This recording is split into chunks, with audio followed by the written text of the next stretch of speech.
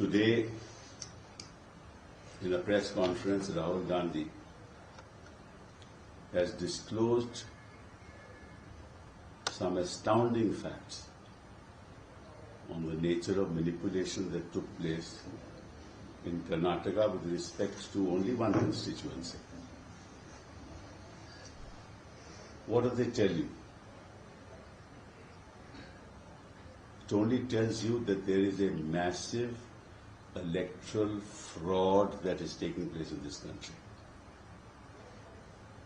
In Maharashtra, it was addition of votes. In Karnataka and Delhi, that we know, it is manipulation of votes. And now it is in Bihar, it is deletion of votes. That's the kind of fraud that's taking place. And I believe that Rahul Gandhi has done yeoman's service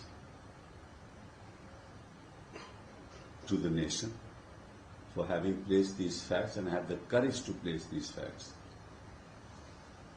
before the people of this country. Only a true patriot can do that. To have the courage to, by disclosing such facts, to inform the people of this country. For nobody else has a conscience, only the people of this country have a conscience. To tell them to wake up and to realize what's happening to our democracy and how the Election Commission has become an agent of the government in power. Otherwise, when these facts were disclosed, the Election Commission should have immediately said, we will have a full investigation into this, and we will then place these facts in the public domain. And if there has been any manipulation at such a large scale, and this only relates to one constituency, and I'm sure this will be replicated in other constituencies where elections took place, and to have one person have multiple votes in various constituencies and the same person voting in other states, I mean, and then all that the Election Commission does is to ask him to give an affidavit without application of mind. And they refer to Rule 20, Sub-Rule 3 of the Representation of Peoples Act of 1916. And let me tell you what that sub-rule says. Because I have the Act with me. Actually, it refers to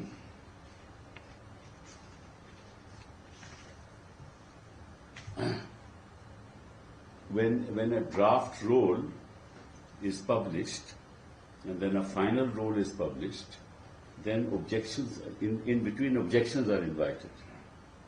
Right? कि आपकी सूची में अगर नाम है या नहीं है, अगर गलत है तो आप विरोध कर सकते हो, ऑब्जेक्शन दे सकते हो कि साहब इसको ये यहाँ रहता नहीं है, इसको इस नाम को काटना चाहिए, या ये नाम गलती से छूट गया है, इसमें डालना चाहिए उस ड्राफ्ट इलेक्टोरल रोल में. तो वो सेक्शन जो है वो कहता है period for lodging complaints and objections. मतलब कि any such claim for the inclusion of a name in the roll and any objection to an entry therein shall be lodged within a period of 30 days. वो 30 दिन तो साल बीत गए, कई साल बीत गए, 30 दिन तो वो तो क्लेम बनता ही नहीं है. तो जैसे ही क्लेम फाइल होगा क्या साहब आपको तो 30 दिन में बीच में आना चाहिए था. Then form of claims, every such claim for inclusion of name in the roll as new elector shall be in Form 6 signed by the applicant, and any objection proposed of inclusion of name for deletion of a name in existing roll shall be in Form 7. वो तो ना Form 7/6 file हुआ ना Form 7 file हुआ, और आप कहते हैं आप एफिडेविट दीजिए. तो किस बेसिस पे एफिडेविट दे? वो तो कहेगा साहब आपने पहले इसको ऑब्जेक्ट क्यों नहीं किया, इसका विरोध क्यों नहीं किया, अब मैं ऐसे किसको देख सकता हूं. फिर उसके बाद आता है प्रोसीजर फॉर डेजिग्नेटेड ऑफिसर, उसको किस तरह से उन्होंने रूल 14 कहता है manner of lodging claims and objections, फिर प्रोसीजर फॉर रजिस्ट्रेशन ऑफिसर वो कैसे करेगा, and it says any claim or objection is not lodge within the period here in it shall be rejected. तो period में तो laws हुआ ही नहीं, तो रिजेक्ट करेगा ही, तो फिर एफिडेविट किस चीज का?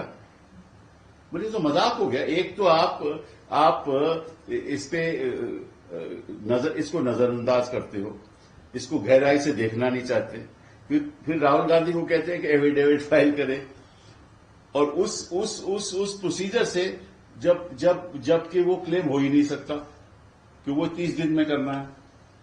वो 30 दिन तो कई साल हो गए, बीत गए। मतलब कि अगर इलेक्टोरल फ्रॉड हो रहा हो और उस 30 दिनों में आपको पता ना हो तो उसकी कभी जांच हो ही नहीं सकती। इसका मतलब तो ये हुआ ना, अभी हम कह रहे हैं कि इतना बड़ा फ्रॉड है, इसमें कुछ लोग शामिल हैं। नेचुरली वही लोग शामिल होंगे जिस पार्टी के पक्ष में ये हो रहा है, वही लोग शामिल होंगे ना। और अगर ये फैक्ट्स जनता के सामने पेश किए हो तो इलेक्शन कमीशन को तुरंत कहना चाहिए रूल वूल छोड़ो, मैं रूल में नहीं जाऊंगा, मुझे तो देखना है कि मेरी डेमोक्रेसी को किस तरह से खत्म किया जा रहा है। फिर तो हम कहेंगे कि इलेक्शन कमीशन वाकई में एक इंडिपेंडेंट बॉडी है। वो कहते हैं कि आप जाकर वहां अपना एफिडेविट फाइल करो, और ऐसे रूल के अंतर्गत जहां कोई जांच हो ही नहीं सकती, तो ये अपने आप में मजाक हो गया ना। और जनता को बताएंगे कि राहुल गांधी को कहा गया है कि एफिडेविट फाइल करो, ये नहीं बताएंगे कि कभी वो कार्रवाई हो ही नहीं सकती, उसी 1960 रूल्स के अंतर्गत कार्रवाई हो ही नहीं सकती। तो ये तो एक मतलब के अब किया क्या जाए, सवाल ये उठता है कि किया क्या जाए।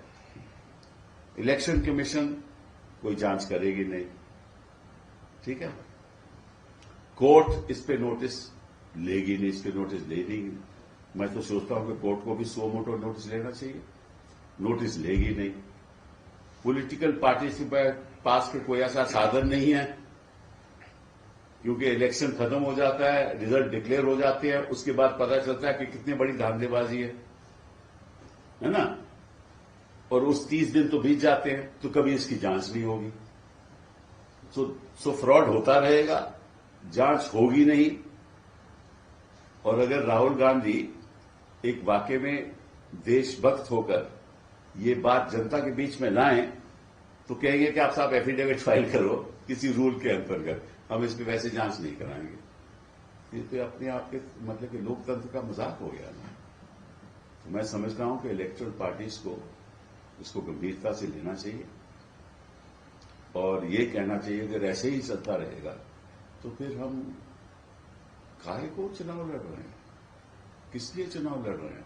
कि आप धांधलेबाजी करो, और धांधलेबाजी के बाद आप इलेक्ट हो जाओ कि फिर आपको जनता ने हमें इलेक्ट किया है, इस तरह से इस फ्रॉड से जनता ने इलेक्ट किया है, और आपकी लिजिटिमेसी हो जाए और फिर आप सरकार बना लो। तो अगर हर प्रदेश में ऐसे ही सरकार बनेगी तो फिर लोकतंत्र तो खत्म हो गया ना।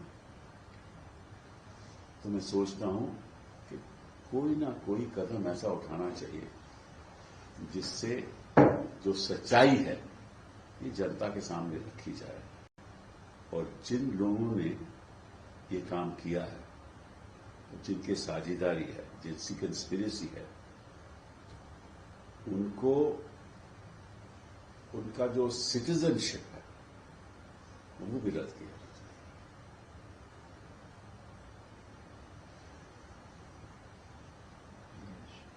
और आगे की बातें मैं कुछ दिनों में आपके सामने रखूंगा। I hope that the Election Commission takes us seriously, takes political parties seriously in this matter. बहुत बहुत धन्यवाद। Sir one more thing, like you have also mentioned about the rule which is being quoted by the Election Commission. The Karnataka CEO has also written a letter to Rahul Gandhi, and he is basically saying that he should also declare an oath, because if he is making such a naturally because अगर claim में तो आपको करना पड़ेगा ना, on देना पड़ेगा। वो तो 30 दिन तो निकल गए, तो किस चीज लिए ओथ करेगा भाई? एट दैट स्टेज ये तो बड़ा भारी फ्रॉड है ना।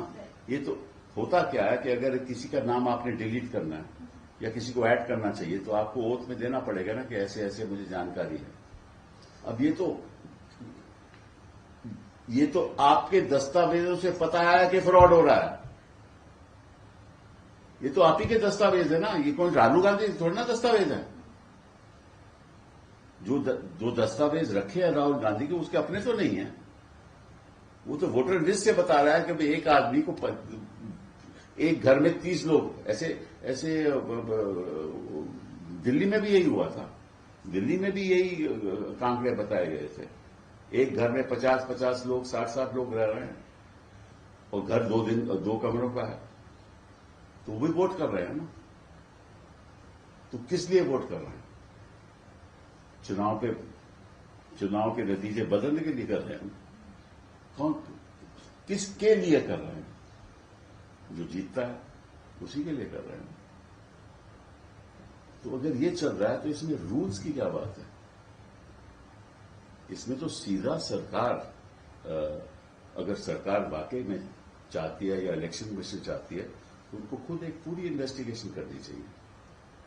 और जिन जिन लोगों ने किया है ये एक इलेक्टोरल फ्रॉड है, उनको अंदर करना चाहिए, उनकी सिटीजनशिप रद्द करनी चाहिए। इस देश में ऐसे नागरिक होने ही नहीं चाहिए। Sir, ECI is also saying that the way in which these allegations are being put upon the Election Commission, they are saying that this is the only reason why we are conducting a revision of the voter list. I see. But you find no basis for finding out what happened both in Maharashtra and what happened in Karnataka and what happened in Delhi, right? And therefore now, as I said, ना पहले तो था deletion, पहले manipulation, फिर addition, अब deletion. अब तो इससे भी ज्यादा फ्रॉड है जो बिहार में हम देख रहे हैं। मतलब कैसे कैसे लोगों की वोटर में नाम आ गया है, कुछ विदेश में रहते हैं, इधर उधर के लोग, ऐसे लोगों का नाम आ गया है, जिसके किसी के बाप का नाम XYZ PC1 whatever। ये तो हो रहा है वहां।